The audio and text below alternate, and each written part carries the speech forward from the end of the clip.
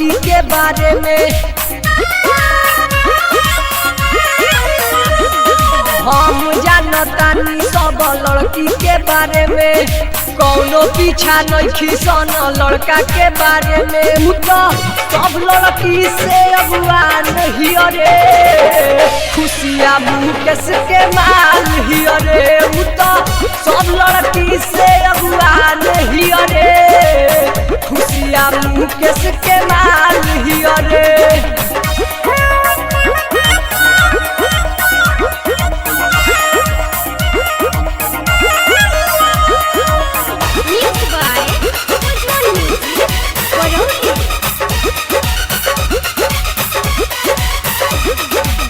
रीनावा सलेस के चलत रहे चक्कर, अंजुआ अनुपमा में भइल मचर मचर। कजलिया सीमावा के संगे जाली स, बिपिना पपुआ विकास से खाली स। ममता मनीषवा मंजुआ के जाने ला मोहाला, धनुआ मनुआ संदीपुआ पर घूमे को लागल ताला। सब लड़की से अगुआ नहीं रे, पहलवा दीपका के माल ही रे। उ तो सब लड़की से अगुआ नहीं रे, चिंतवा मुकेश के माल ही रे।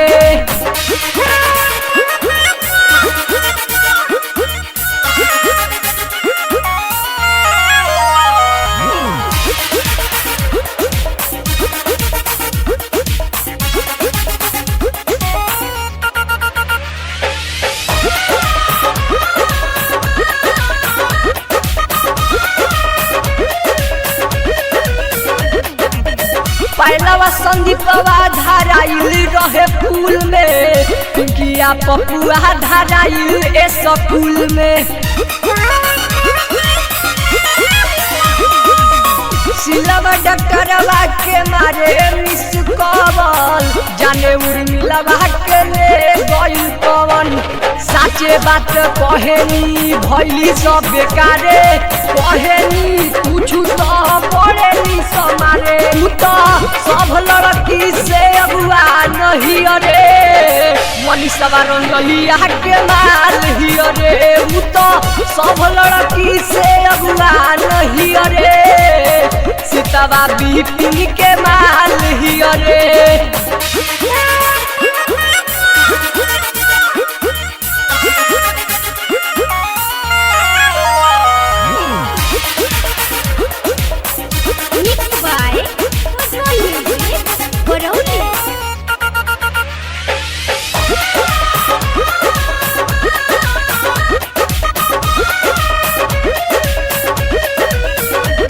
अभिमन्यु अकेला के चूसलस जवानी, ममता मुकेश के कैलस पानी पानी।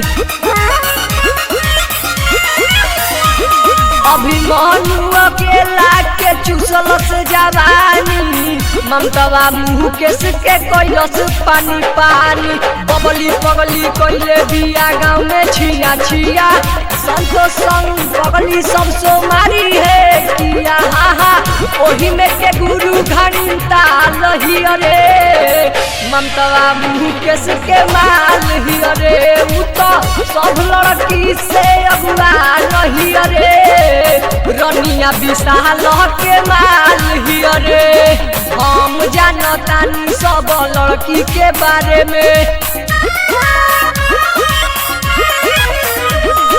हम जानतानी सब लड़की के बारे में, कौनो पीछा नहीं सन लड़का के बारे में। उ तो सब लड़की से अगुआ नहीं रे, ममता मुकेश के माल ही रे। उ तो सब लड़की से अगुआ नहीं रे, ममता मुकेश के